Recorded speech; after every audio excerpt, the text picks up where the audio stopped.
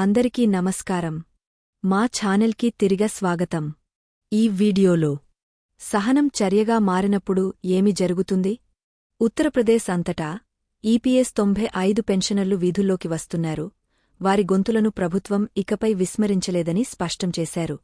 జనవరి 30, 2026న schedule చేయబడిన EPFO యొక్క central board of trustees executive committee యొక్క కీలకమైన సమావేశం మరియు యూనియన్ బడ్జెట్ సమీపిస్తున్నందున ఈపీఎస్ 95 ప్రకారం కనీస పెన్షన్ పెంపును 7,500కు పెంచాలని డిమాండ్ చేయడానికి పెన్షనర్లు మునుపెన్నడూ లేని విధంగా ఏకమవుతున్నారు. మేము టాపిక్లోకి వెళ్లే ముందు మా ఛానల్ని సబ్స్క్రైబ్ చేసి మాకు మద్దతు ఇవ్వవలసిందిగా మీ అందరినీ అభ్యర్థిస్తున్నాము. సంవత్సరాలుగా పెన్షనర్ నిరసనలు చిన్నవి మరియు పెద్దగా అని గుర్తించబడలేదు. ఇప్పుడు అవగాహన మరియు భాగస్వామ్యం ప్రతిరోజూ పెరుగుతోంది. దేశవ్యాప్తంగా ఉన్న పెన్షనర్లు ఒకే లక్ష్యంతో ఐక్యంగా ఉన్నారు: గౌరవప్రదమైన పెన్షన్ను పొందడం, గౌరవంగా జీవించడం. వారి సంఖ్య పెరగడం ప్రభుత్వానికి నిజమైన ఒత్తిడిగా మారుతోంది. ప్రభుత్వం పింఛన్లలో స్వల్ప పెంపుదల ప్రకటించవచ్చని ఇటీవలి మీడియా నివేదికలు సూచిస్తున్నాయి. అయితే పెన్షనర్లు జాగ్రత్తగా ఉన్నారు. కొందరు ఈ నివేదికలను వాస్తవమైనదని వ్యాఖ్యానించగా, మరికొందరు ప్రజా అశాంతిని శాంతింపజేసే ప్రయత్నంగా చూస్తారు. పెన్షనర్ల మధ్య ఏకాభిప్రాయం స్పష్టంగా ఉంది: స్థిరమైన, కనిపించే ఒత్తిడి మాత్రమే అర్థవంతమైన పెరుగుదలకు హామీ ఇస్తుంది. ఉత్తరప్రదేశ్లోని లక్నో, కాన్పూర్, ఆగ్రాలలో పెద్దెత్తున నిరసనలు జరిగాయి. లక్నో రాష్ట్ర రాజధాని మరియు రక్షణ మంత్రి రాజ్నాథ్ సింగ్ పార్లమెంటరీ నియోజకవర్గం కావడం విశేషం. పింఛనుదారులు ఈపీఎఫ్ఓ కార్యాలయానికి ముందుగానే చేరుకున్నారు. మహిళా పెన్షనర్ల బలమైన ఉనికితో సహా చుట్టుపక్కల జిల్లాల నుండి పాల్గొనేవారు చేరారు. ఈ నిరసనలో ప్రతీకాత్మక నిరాహారదీక్షలు, నినాదాలు మరియు జాతీయ మరియు ప్రాంతీయ నాయకుల ప్రసంగాలు తక్షణ 7,500 రూపాయలు కనీస పెన్షన్ పెంపుదల అవసరాన్ని నొక్కిచెప్పాయి. ప్రధాన కార్మిక సంఘాలు ప్రభుత్వంతో కుమ్మక్కయ్యాయని నేతలు తీవ్రంగా విమర్శించారు.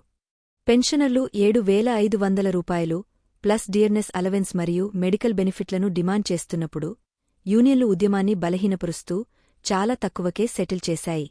పింఛనుదారుడు మరణించిన తర్వాత జీవిత భాగస్వామి సగం పెన్షన్ను మాత్రమే పొందుతారని, దీనిని అన్యాయం మరియు ఏకపక్షంగా పేర్కొంటూ నిరసనకారులు నిబంధనలను ఖండించారు. ఈపీఎస్ పెన్షన్లకు ప్రభుత్వం కనీస సహకారం అందించడం మరో కీలకమైన ఫిర్యాదు.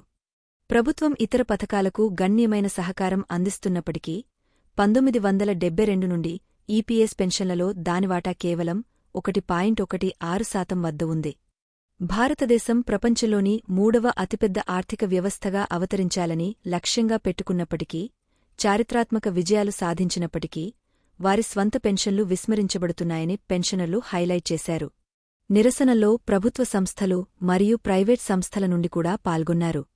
ఈపీఎఫ్ఓ కమిషనర్ మెమోరాండంను స్వీకరించారు మరియు సిఫార్సులతో కార్మిక మంత్రికి పంపబడుతుందని హామీ ఇచ్చారు. ప్రభుత్వమిచ్చిన హామీలను తుంగలో తొక్కిందని ఆరోపిస్తూ మహిళా పింఛనుదారులు తమ సమస్యలను బహిరంగంగానే వినిపించారు. ఒక ర్యాలీ ప్రధాన రహదారిపై సిటీ నిరసనగా రూపాంతరం చెందింది. ఫలితంగా పోలీసులతో తీవ్ర వాగ్వాదం జరిగింది. మీడియా కవరేజీ పెన్షనర్ల పక్షంగా ఉంది. వార్తాపత్రికలు మరియు సోషల్ మీడియాలో వారి సందేశాన్ని విస్తరించింది. కాన్పూర్లో ఇలాంటి నిరసనలు జరిగాయి.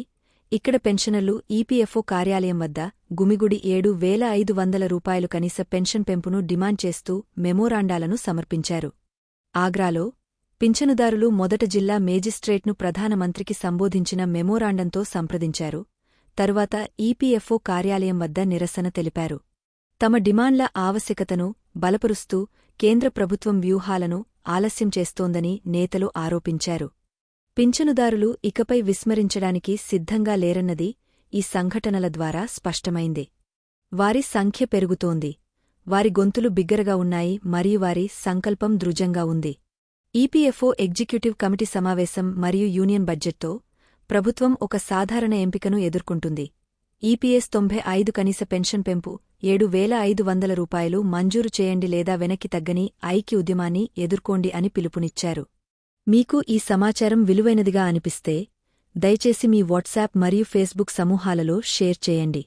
మీ ప్రశ్నలతో దిగువన వ్యాఖ్యానించండి మరియు వాస్తవాధారిత నవీకరణల కోసం సభ్యత్వాన్ని పొందడం మర్చిపోవద్దు. ఈ వీడియో చూసినందుకు ధన్యవాదాలు.